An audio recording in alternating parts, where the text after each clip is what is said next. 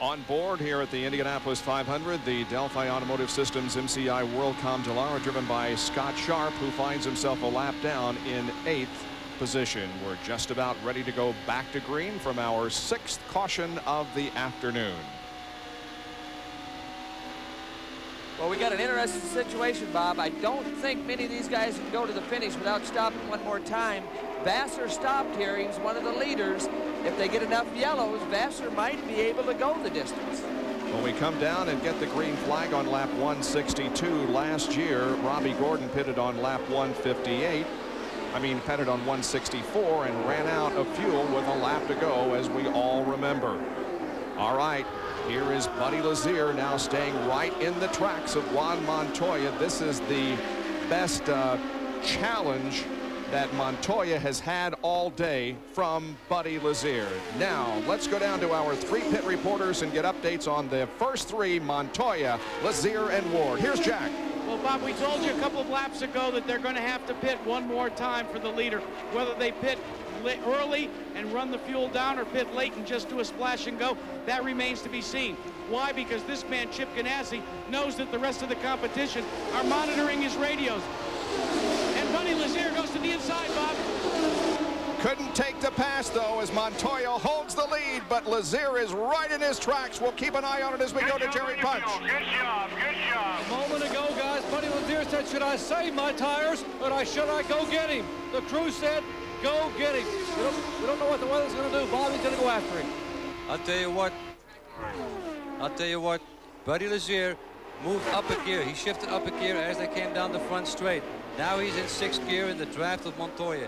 To me, it looks like Buddy Lazier has the legs on Montoya on the straightaway, and I think this is the time here we're going to see it. Well, let's watch closely.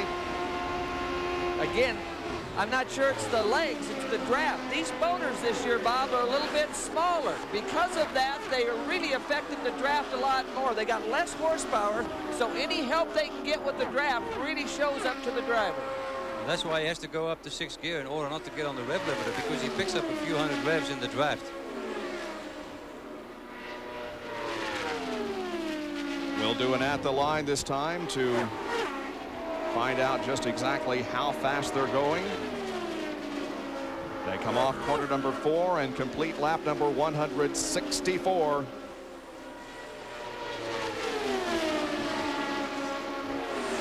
At the line, they're pretty close. 2:59, second fastest car on the racetrack is Eddie Cheever, back in the 5th spot. And 3rd quick is Jeff Ward.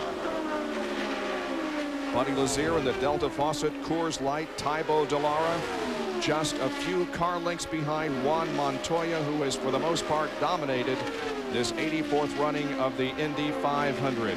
Well, the top 5 cars, Bob, are all running in the 215-mile-per-hour range. So all 5 of the top 5 are very close. And that was a decision that was made during Carburation Day. Everybody thought that the lap speeds for race time would be about 2:13. But then at Carburation Day, Juan Montoya, Jimmy Vassar, and a bunch of guys escalated, and everybody changed gears, figuring it would take this to run up front.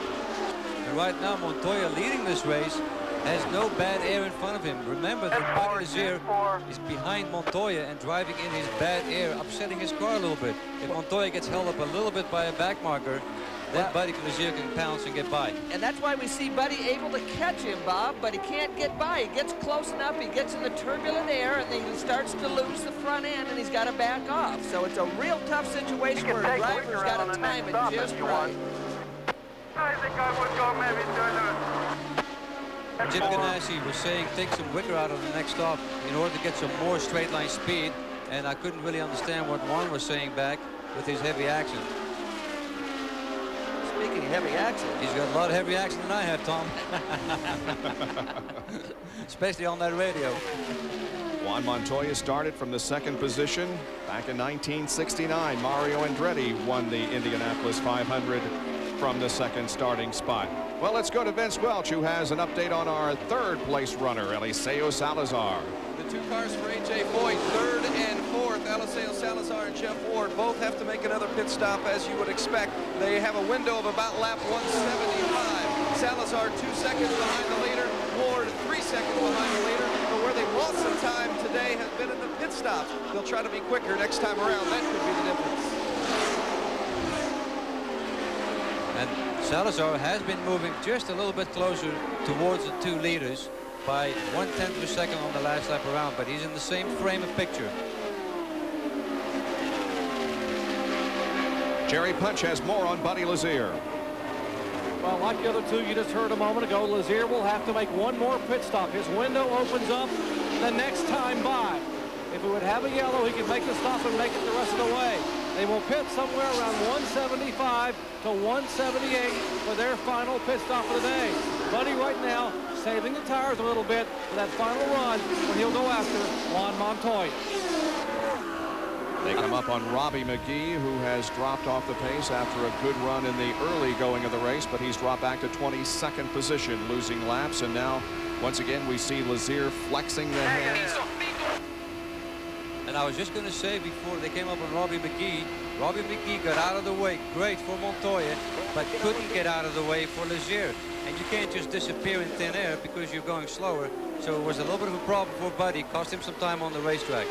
Well, it really did. It was just very unfortunate. Buddy just happened to catch him at the exact wrong spot on the racetrack. And if that happens on the last lap or the second to next last lap, that's when you really get mad. But it can happen, and those guys can't just disappear.